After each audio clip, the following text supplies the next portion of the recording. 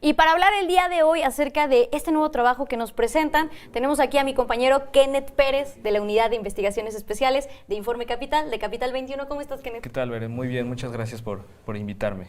No, claro, este es el espacio para presentar precisamente este trabajo que desarrollaron, que ahorita, ¿de qué va el tema rápidamente para que vayamos a ver el video? Pues de hecho tiene mucho que ver con la editorial que hoy dijiste. Este tema tiene que ver con la justicia restaurativa y tiene que ver con qué significa para las mujeres justicia o la reparación del daño. Vamos a verlo y ahorita lo comentamos.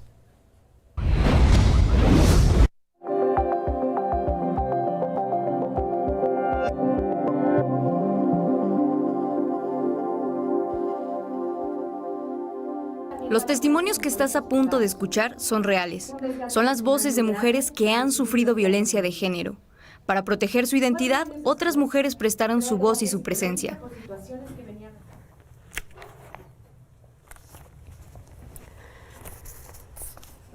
Al principio todo parecía normal, incluso bonito, pero las primeras señales o banderas rojas fueron las faltas de respeto.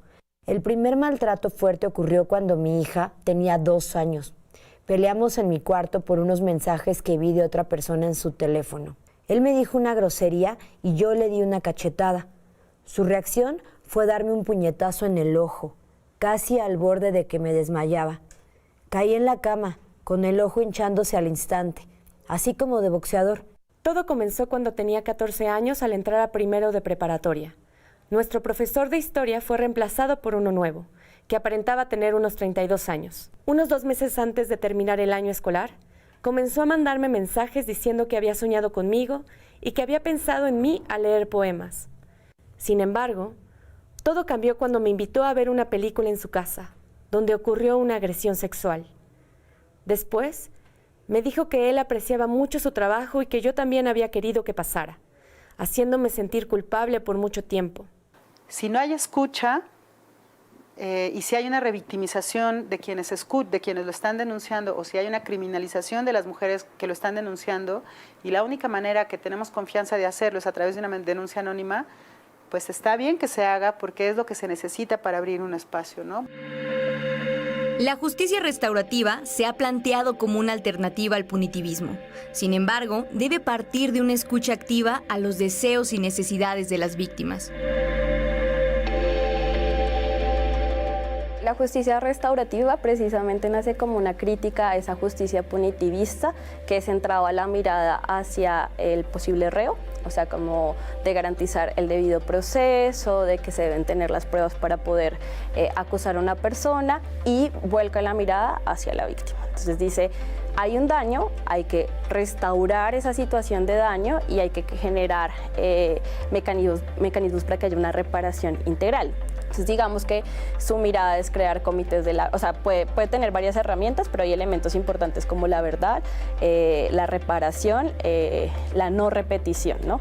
Y digamos en la verdad es precisamente saber qué sucedió. No le podemos pedir a las mujeres que han sido víctimas de violencia sexual, víctimas de violencias feminicidas, a quienes les han dado 27 cuchilladas en la cara, a quienes les han quemado el rostro, o sea, no le podemos decir que entienda o que comprenda o que haga un esfuerzo de imaginación de por qué. Entonces, en tanto no le podemos pedir a ellas o a las personas que han sido víctimas de las violencias que se sienten con el perpetrador, tampoco creo que les podemos pedir una forma única de responder a esa violencia. Cuando pienso en justicia, la imagen que se me viene a la cabeza es la cárcel. En mi caso, no se obtuvo justicia, pero he aprendido a vivir y a salir adelante. Lo que hubiera considerado justo es que él hubiera enfrentado a la justicia y pagado por lo que hizo. Cuando pienso en justicia, lo primero que se me viene a la mente es la impotencia y el cansancio. Siento que no obtuve justicia, pero he aprendido a vivir con ello.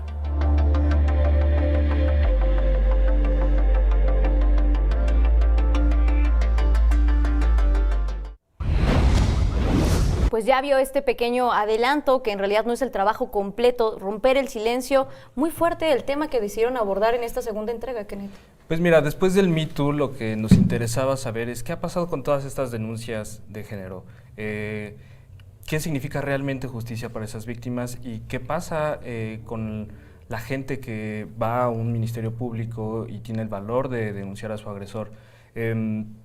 nosotros entrevistamos a dos chicas que habían sido víctimas de violencia de género y ellas nos contaron qué fue lo que les pasó, y nos compartieron cómo fue su experiencia dentro de esta denuncia, ¿no?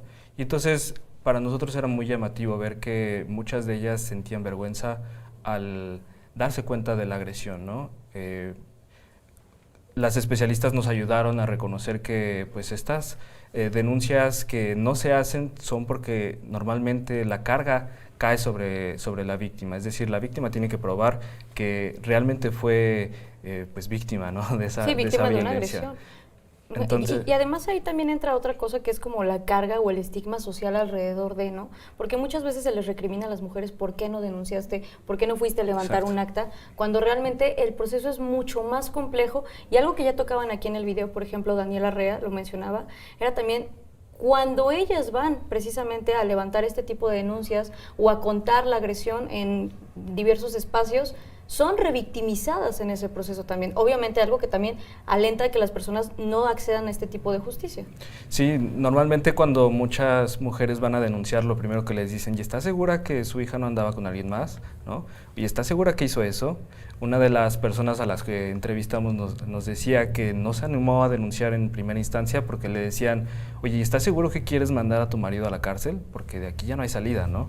O porque es muy complicado el proceso. Exactamente. Entonces, creo que algo que ha avanzado en estos tiempos con el movimiento feminista tiene que ver con que cada vez más mujeres se están animando a denunciar y ya sea de forma anónima o de forma pública, se ha convertido en una herramienta real para que estos casos se conozcan. Entonces, después del Me Too, lo que ha pasado es que se ha vuelto ya una herramienta, ¿no? Y hacíamos también énfasis, por ejemplo, en el reportaje con el caso de Giselle Pelicot, ¿no? Y es que algo que ha sido muy favorable es que la vergüenza ha cambiado de bando.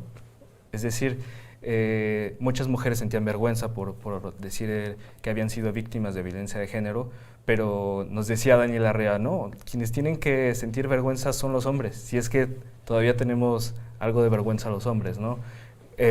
Quiero recalcar que fue un reto, ¿no?, para mí hacer este reportaje junto con los compañeros, porque normalmente cada 8M, ¿no?, cada que es marzo se hacen trabajos sobre las mujeres, pero van a preguntarle a las mujeres, ¿qué es lo que están haciendo ustedes para cambiar esto?, ¿no?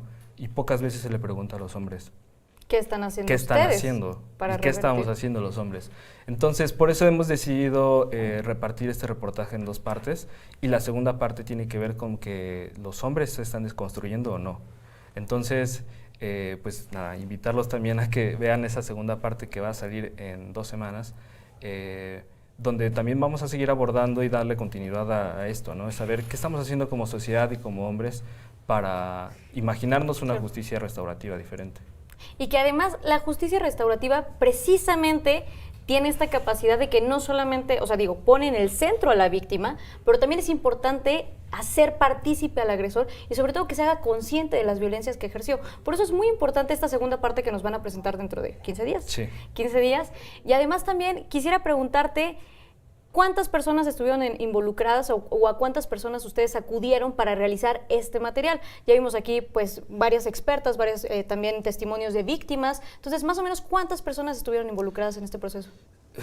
Bueno, no tengo el dato exacto en estos momentos, pero seguramente entrevistamos a más de 10 mujeres para estas cosas. Y hablamos también con muchos hombres para hablar qué significa para ellos entrar en ese proceso de construcción. Entonces, sí, esta es la primera parte y yo abundaría sobre eso que decías en tu editorial, que es reparar el tejido social. Me parece que ahí está el punto clave de esto que le llamamos justicia restaurativa.